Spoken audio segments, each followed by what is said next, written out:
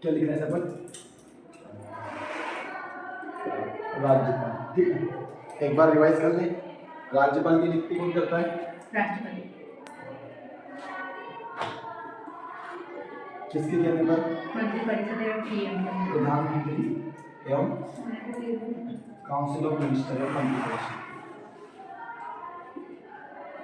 ठीक। और कार्यकाल 5 वर्ष। परंतु राष्ट्रपति का वो पद नियुक्ति के ऊपर प्रसाद पर्यंत। तो जो राष्ट्रपति की नियुक्ति की जाती है इसकी सिफारिश पर प्रधानमंत्री की सिफारिश। और इसे केंद्र सरकार के एजेंट के रूप में भी कहा जाता है। केंद्र सरकार के एजेंट मतलब केंद्र सरकार के अनुसार ये कार्य करें, लगभग जितना भी कह सकते, लगभग के ज़्यादा। तो अगर किसी राज्य में जैसे केंद्र में बीजेपी की सरकार है, जैसे वो छत्तीसगढ़ में कांग्रेस की सरकार है, तो वहाँ पर केंद्र सरकार के कहने पर राज्यपाल वहाँ की सरकार को परेशान करेगा। ध्यान रखना, परेशान मतलब हर चीज में टांग अड़ाएगा, क्योंकि केंद्र सरकार ये नहीं चाहती है कि वो सरकार वहाँ ठीक से कार्य करे। और अगर दोनों जगह एक ही दल की सरकार, जैसे केंद्र में भी बीजेपी और मध्य प्रदेश में बीजेपी, तो कोऑर्डिनेशन ऐसा ठीक ठाक चलेगा।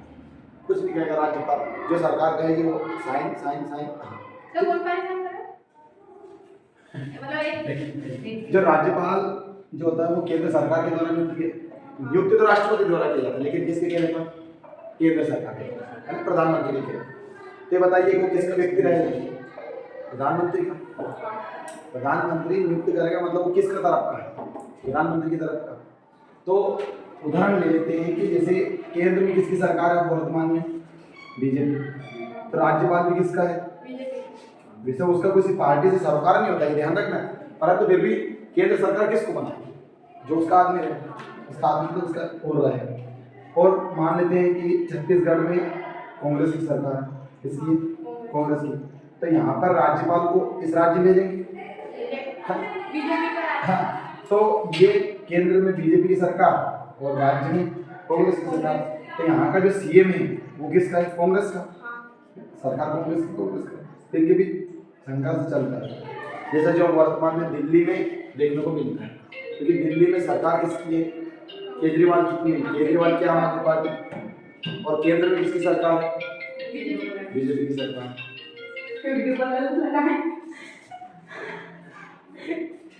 ठीक है, इसकी सरकार बीजेपी की सरकार। सीएम बनते हैं 230 सीट जो लोग रहते हैं ना, 230 लोग, इन्होंने से एक राज्यपाल बनता है। ऐसा नहीं। अगर मोदी जी चाहे कि निकिता को हम राज्यपाल बनाए तो बना सकते, तो वो भी तो किसी का सदस्य होगा। नहीं होना चाहिए। ऐसा होना जरूरी है। राज्यपाल, राष्ट्रपति, उपराष्ट्रपति को ऐसा होना जरूरी नहीं। अगर वो लोकसभा राज्यसभा का सदस्य हो कोई दिक्कत नहीं, फिर वो उस पद से त्याग पत्र दे देगा। तो आपको मैं कल क्या बताया था कि राज्यपाल का निर्वाचन अप्रत्यक्ष रूप से क्यों किया जाता है, मतलब उसकी नियुक्ति क्यों की जाती है, उसका निर्वाचन क्यों नहीं किया जाता। उसके 2-3 कारण हैं कि एक तो ये कि अगर मान लो राज्यपाल को भी डायरेक्ट चुन लिया जाता तो फिर क्या वो सीएम की बात मानता? नहीं मानता। जिस तरह राष्ट्रपति का था, जहाँ राष्ट्रपति के जैसे अपने लगभग कारण लिखी वो आप इसमें लिखकर काम चला सकते। ठीक, आज राष्ट्रपति के बारे में लिखवा रहा हूँ मैं, सुना है कि राष्ट्रपति का निर्वाचन अप्रत्यक्ष क्यों। अब लिखेगा हेरिंग बनाइए राज्यपाल की योग्यता।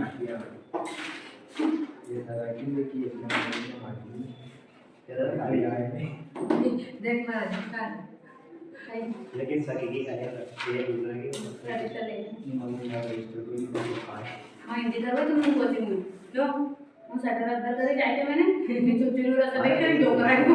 चलो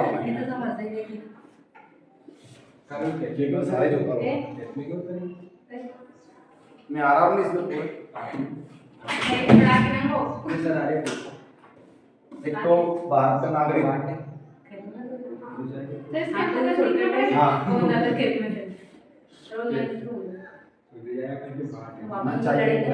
चलो क्या नाम आयुष बात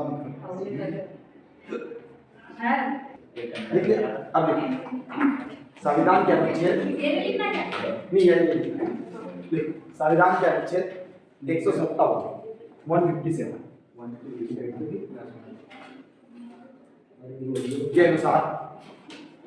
के अनुसार कोई व्यक्ति राज्यपाल नियुक्त होने के लिए राज्यपाल नियुक्त होने का पात्र नहीं होगा जब तक वह भारत का नागरिक ना हो। मतलब अनुच्छेद 157 के अनुसार क्या कहता है कि उसे भारत का नागरिक होना अनिवार्य है। ठीक, अब आगे लिखिएगा इसी में। और दूसरी बात, उसकी न्यूनतम आयु कितनी? न्यूनतम आयु 35 वर्ष।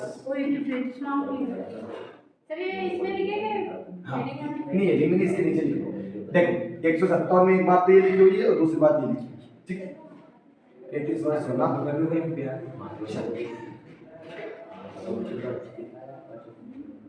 दो लाइन लिखवा दी मैंने सर। अनुच्छेद 157 में दो बात कही, कौन कौन सी? कि पहली बात तो ये कि उसको भारत का नागरिक होना अनिवार्य है। दूसरी बात, और उसकी न्यूनतम आयु कितनी होनी चाहिए? 35 वर्ष। और 35 वर्ष से राष्ट्रपति की, ध्यान रखना है। 35 वर्ष किसकी? राष्ट्रपति। इधर सुनो मेरी बात सुनो, वो इसीलिए मैं बोल रहा हूँ आप दोनों की बात के लिए, किसी से भी ज्यादा उम्मीद नहीं रखना। अगर आप ज्यादा उम्मीद रखोगे है ना, ज्यादा उम्मीद रखोगे और अगर वो आपकी उम्मीद पर खरी नहीं उतरी तो आपको दुख होगा। चाहे दोस्त हो, पति पत्नी हो, अरे सत्य तरफ रिश्तेदार हो, रिश्तेदार हो, कोई भी हो, तो किसी से ज्यादा उम्मीद नहीं रखना। और अगर आप उम्मीद नहीं रखोगे तो आपको दुख भी नहीं होगा। ठीक है, आपने मान लो जैसे उदाहरण के लिए किसी का मेरे को 2000 रुपये चाहिए, उसने कहा कि ठीक है मैं दे दूँ, और आपको उम्मीद नहीं है तो वो नहीं देगा, यार भाई नहीं हो पाएगा कोई बात। और अगर जिससे उम्मीद और नहीं कर पाएगा फिर आपको क्या होगा? ऐसा ही इनका इसलिए भी कहा है। ये आज से 1 साल बाद मेरी बात याद आएगी आपको। और जीवन वही है जो और एक बात और ध्यान रखिए, कभी भी छोटे पत्थर से ही ठोकर लगती, पहाड़ों से कभी ठोकर। छोटी छोटी चीजों से सीखने को मिलता है, बड़ी चीजों से नहीं। ठीक है, लिखो। अब लिखना नीचे लाइन से अनुच्छेद 158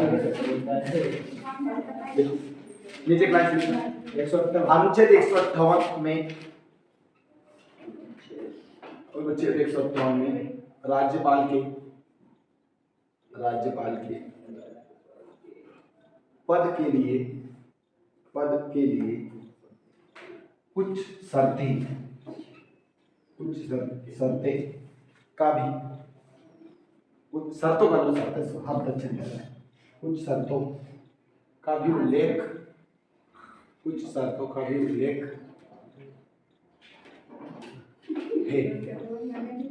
का उल्लेख है। पहले लिखना और पॉइंट डाल के लिखते चलना। लिखना राज्यपाल संसद अथवा किसी राज्य के विधानमंडल के किसी भी सदन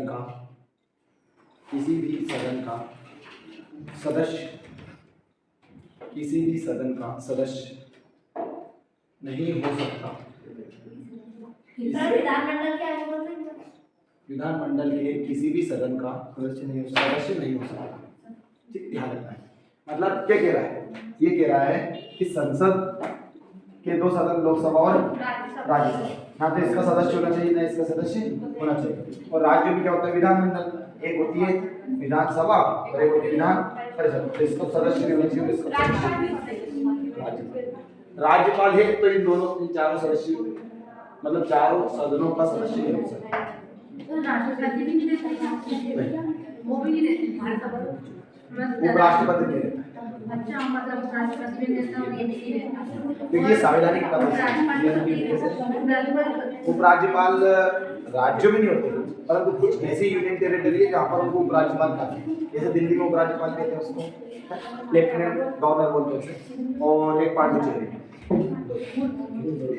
और आप ऐसे ही जम्मू कश्मीर में सर ये स्कीम रहता है इससे तो मतलब मंत्री परिषद दे 230 सदस्य इधर 5 के दे लोग तो वहाँ पे लोकसभा। हाँ लोकसभा सब होती है और यहाँ पर सीएम वो विधानसभा और विधान परिषद होती है तो इनका सदस्य होना जरूरी है सीएम उनको विधानसभा विधान परिषद सदस्य होना। दूसरा पॉइंट लिखिए, और इसमें एक लाइन और याद रख लें, लिखवा नहीं रहा, यदि वहाँ राज्यपाल बनने से पहले, सुनो ध्यान से, यदि वहाँ राज्यपाल बनने से पहले लोकसभा या राज्यसभा या विधानसभा या विधान परिषद का सदस्य है, तो जिस दिन वह राज्यपाल के लिए नियुक्ति हुई उस दिन से इन चारों सदनों का सदस्य से हट जाएगा। वो वापस मोदी जी लोकसभा के सदस्य वाराणसी से, ठीक है, तो उनको कल से मान लेते ऐसा होता है, मान लेते हैं कि कल अगर राष्ट्रपति ने राज्यपाल बना दे तो फिर वो वाराणसी से जो लोकसभा सदस्य है वो सदस्य हट जाएंगे और राज्यपाल, ये याद है। दूसरा पॉइंट, राज्यपाल लाभ का पद धारण नहीं कर सकेगा। राज्यपाल लाभ का पद धारण नहीं कर सकेगा या करेगा। तो लाभ का पद मतलब क्या होता है याद है? हाँ, अगला राज्यपाल को अगला पॉइंट है राज्यपाल एक तो राष्ट्रपति का पद लाभ का धारण के लिए मतलब लाभ कोई सर चाहे इन चारों सदनों में से किसी का भी सदस्य हो लाभ का पद धारण नहीं कर सकता। नहीं वो राष्ट्रपति ना नहीं कर ये राष्ट्रपति रहता है ना उसको राष्ट्रपति बोलते हैं। तो यही तो याद है मेरे को। वो राज्यपाल के पद को भी नहीं कहते। मंत्री इन चारों सदस्य चारों जो सदन है इनके किसी भी सदस्य को लाभ का पद नहीं कहते। राष्ट्रपति को नहीं कहते, राज्यपाल को नहीं कहते, सरकारी नौकरी को ही कहते हैं।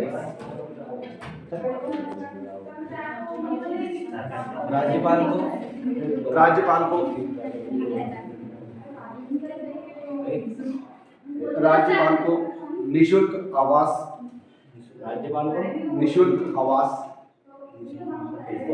तथा वे सब वेतन भत्ते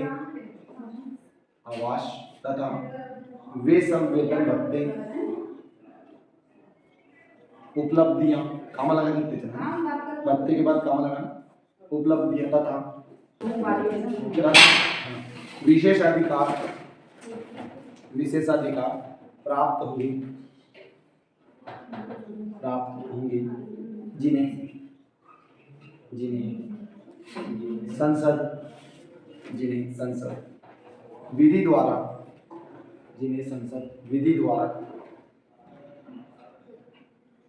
निर्धारित करें।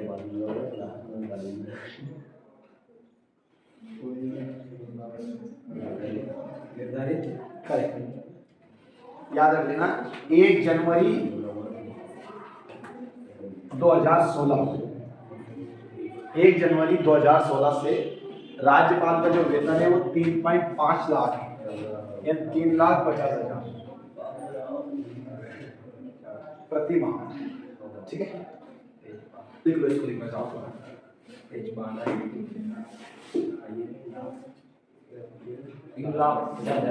प्रति माह।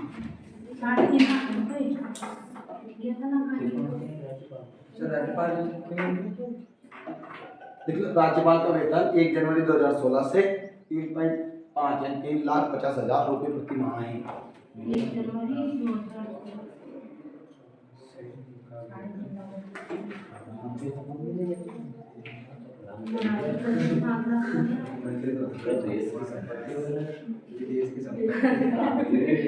लिख लिया।